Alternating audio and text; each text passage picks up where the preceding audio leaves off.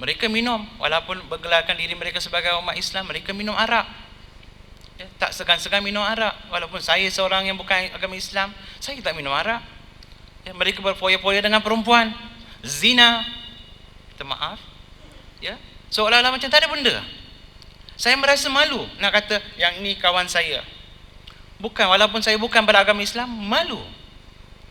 Walaupun dalam masa itu dah ada ciri-ciri dalam diri saya yang mengatakan ada sesuatu kebenaran yang belum saya jumpa. Ada sesuatu kebenaran yang belum saya jumpa, pasti bukan dalam kalangan umat Islam yang ni, tak ada. Pasti tak ada dalam agama Islam. Pasal apa?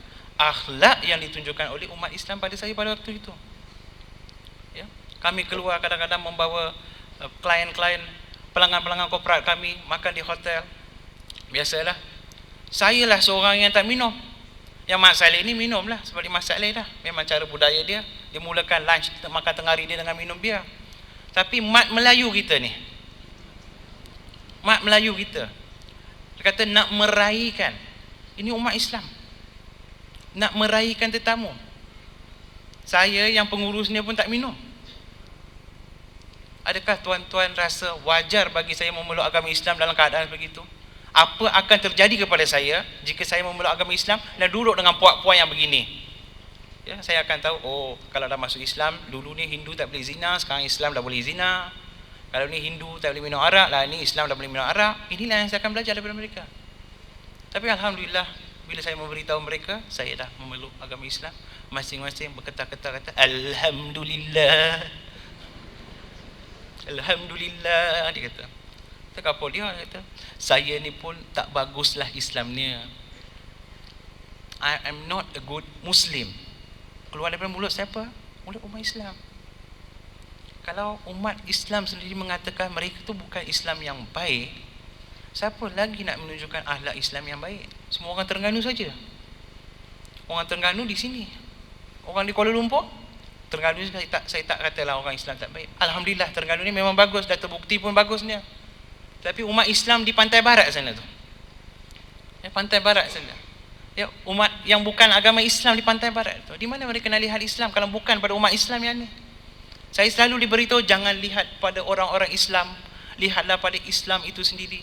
Don't look at the Muslims, look into Islam. Islam itu baik, janganlah pandang kepada umat Islam.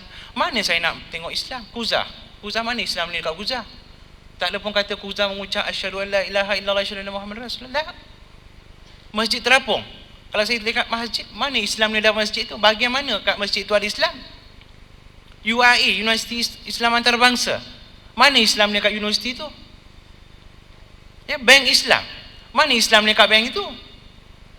Siapa yang akan menunjukkan, mempamerkan Islam kalau bukan umat Islam? Akhlak umat Islam itu sendiri. Ya, sebab berlakunya kekosongan ruang yang diberikan oleh umat Islam inilah telah digunakan oleh umat-umat seperti saya yang jahiliah dulu, ya, capitalize, mempergunakan ruang ini untuk menyelinap di dalam masyarakat Islam, mendakyakan agama-agama selain daripada Islam, memesongkan akidah mereka. Bukan satu dua tuan-tuan, malah seorang pengurus di Malayan Banking yang bekerja dengan saya, balik luar negeri, bangsa Melayu, agama Islam asalnya, balik-balik dia kata, apa itu Allah karut, Islam karut, all nonsense. Auzubillah, bukan dari mulut saya, mulut dia sendiri. Saya kata alhamdulillah, dulu sebelum Islam, bagus, good, at least Tuhan dah bagi you hidayat jadi Hindu.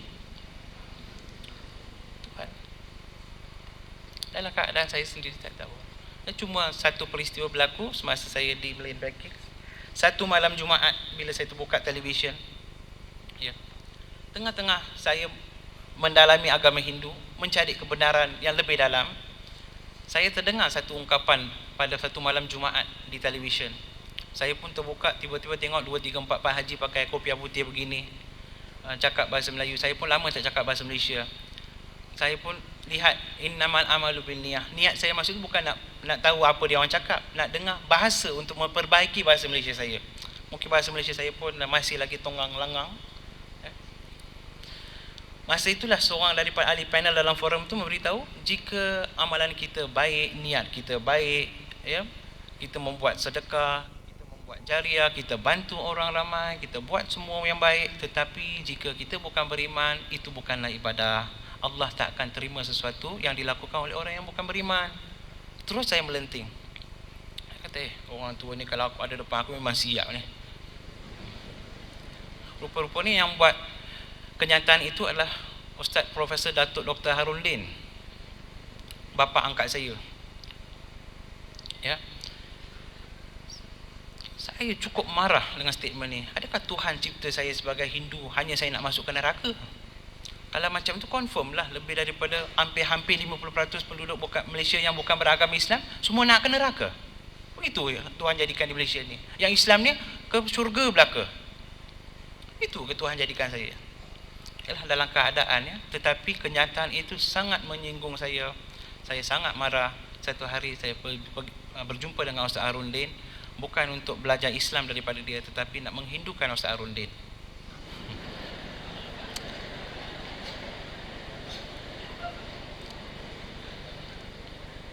Tujuan nak mengajak Ustaz Harundin kepada kebenaran.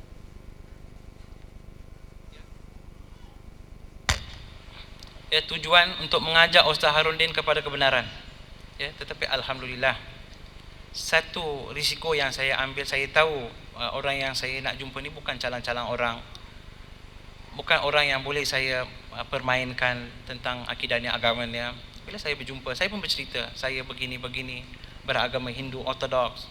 Ya, saya pengamal agama Hindu dan banyak Islamkan, dah Hindukan Kristiannya kepada Hindu. Yang Islam ni ada yang ikut saya jadi Hindu. Kenapa Tuhan membuat kenyataan begini? Saya tak kenal dia pada waktu itu. Saya pergi ke UK, tanya. Kemudian dia pun terangkan tentang apa itu Islam. Simple. Islam itu asaskan kepada dua kalimah syahadah, asyhadu an la ilaha illallah, asyhadu anna Muhammadar Rasulullah. Kita solat 5 kali sahaja sehari, puasa pun sebulan sahaja dalam setahun, bayar zakat, jika mampu kita pergi ke haji. Itu Islam. Mudah je orang tua ni cakap. Dulu kat sekolah kawan-kawan saya kata, Islam kena pakai songkok, Islam kena pakai baju Melayu, Islam adalah, dulu saya handsome macam Shah Rukh Khan sikit lah. Dulu janggut tak ada, apa tak ada lah. Islam sunnah kena ni tu, makan ni gini tu teruk lah Islam ni. Baik jadi Hindu vegetarian, makan sayur aja. Ya. Ini merumitkan saya. Ya. Kemudian cara diterangkan, kepercayaan kita beza dengan akidah lain. Dia kata rukun Islam kita, rukun iman kita ada 6. Dia pun terangkan dalam 6.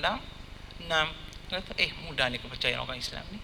Dia kata, Islam ni semua boleh belaka. Dia kata semua boleh, nak makan pulun lah semua, bubuh aja, kecuali kerbau pendek lah. Tu aja dia kata. Pakaian semua boleh pakai. Saya pula pakai pakaian baju sutera, mahal pula situ. Pergi jumpa dia, dia kata pakaian semua boleh pakai kecuali baju sutera laki. Semua kita boleh menggunakan barang perhiasan kecuali barang-barang kemas. Dia kata simple aja. Kalau kawan saya kata itu tak boleh, yang ni tak boleh, ni tak boleh, Islam semua, Islam mana tak boleh.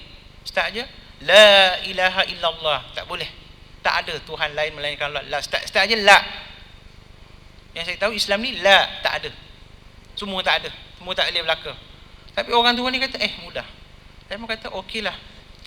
And akhir perbincangan saya pun setuju. Okey, macam tu. Dia pun ajak saya, Ustaz Harundin ajak saya pergi ke satu usrah mingguan yang diadakan di PJ, dekat dengan rumah di mana saya tinggal di Seksyen 14. Tiap-tiap malam Jumaat.